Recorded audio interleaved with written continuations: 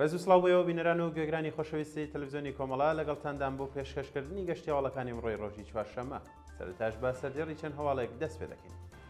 کۆبوونەوەی ناڕزایەتی خوێندکاران لە زانکۆکانی ئێران، ناڕزایەتی کرێکارانی ئاوەڕێی چواری ئیلام، سەپاندنی سزای سێدارە بەسەر دوو هاوڵاتی خەڵکی بۆکان، دوازدەیەمین ڕۆژی مانگرتن لە خواردنی سیروس فەتحی، ئازادبوونی عەبدوڵڵا خانی دوای 60 ڕۆژ لە زیندانی تاکەکەسی، مانگرتنی گشتی کرێکارانی گواستنەوە لە ئیتالیا.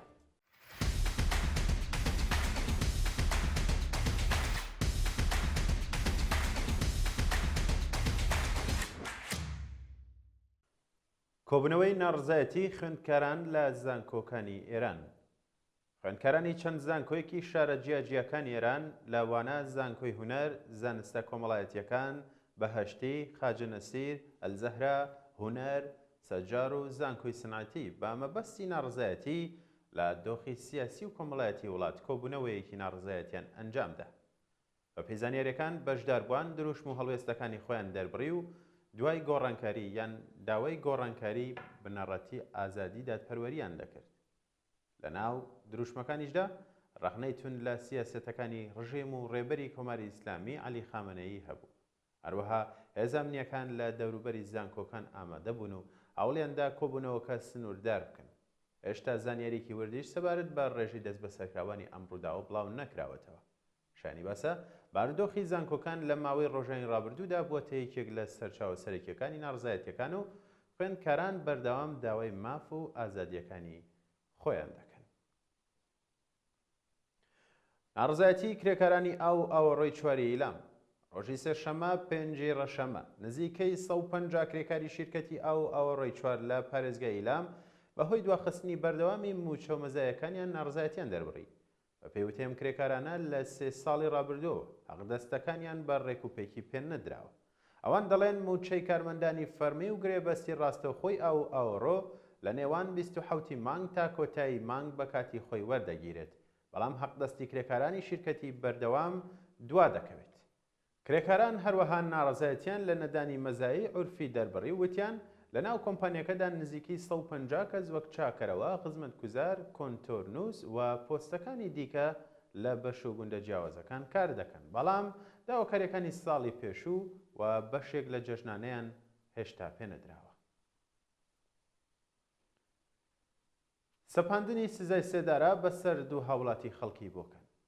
محەممەد فەرەجی و ڕەوف شێخ مەعروفی دوو بەندکراوی سیاسی کورد لە بەندینخانەی ناوەندی بۆکان و لا دەست بەسەرکراوانی بزوتنەوەی ژن ژیان ئازادی دوای 3 ساڵ بەندکران و ناڕوونی دۆسیەکانیان سزای سێدارەیان بەسەردا سەپا.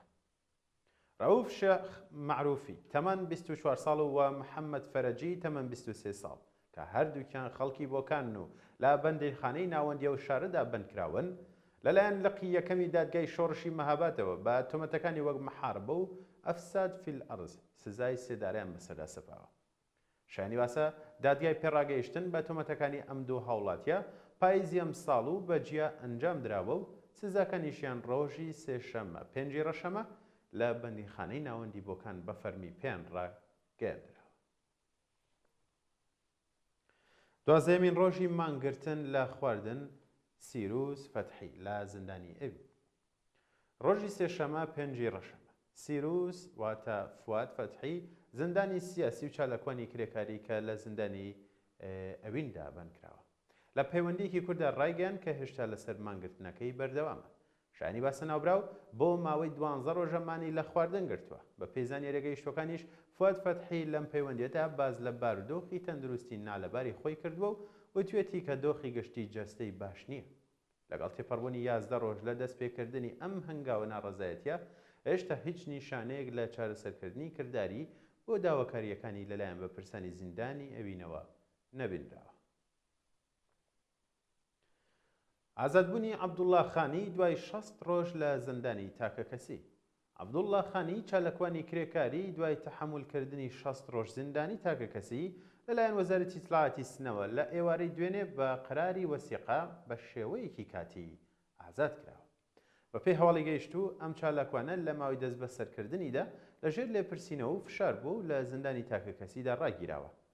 دوای تەواوبوونی 60 ڕۆژ دادگا بڕیاری ئازادکردنی بە کافالەتی 1 ملیار تمەنی داوە و بە شێوەی موقەت لە زیندان ئازاد بووە. هێشتا زانیاریێکی فەرمی لەبارەی تۆمەتی ئاڕاستەکرا و بەرامبەر بەو چالاکوانەش بڵاو نەکراوەتەوە. ئازادی کاتی ئەفشین حوسێن پەناهی. ڕۆژی سێشەمە 5 ڕەشەمە ئەفشین حوسێن پەناهی چالاکی مەدەنی خەڵکی شاری سنە دوای 14 ڕۆژ دەست بەسەر بوون بە دانانی بارمتە بە شێوازێکی کاتی لە زیندانی سنە ئازاد کرا. شایانی باسە ناوبراو ڕۆژی سێشەمە 21 ڕێبەندانی 1404 هەتاوی بە شێوەیەکی سەرڕۆیانە لەلایەن هێزە ئەمنیەکانەوە دەست بەسەر کرابوو. مانگرتنی کرێکارانی ئاو و مەعدەنی داماش. کۆمەڵێک لە کرێکارانی پاسەوانی کۆمپانیای ئاوی مەعدەنی داماش بەیانی ڕۆژی چوارشەممە واتە 6 ڕەشەمە لە ناڕزایەتی بەنەدانی موچەکانیان دەستیان دایە مانگرتن. بە پێی وتەی ناڕازیان کرێکارانی پاسەوان 6 مانگ و کرێکارانی هێڵی بەرهەمهێنان 4 مانگە هیچ موچەیەکیان وەرنەگرتووە. ئەم کرێکارانە بە ئاماژە بە نزیکبوونەوەی کۆتایی ساڵ دەڵێن بە بێ موچە دۆخی ژیان و گوزەرانی خۆیان و خێزانەکانیان زۆر سەخت بووە.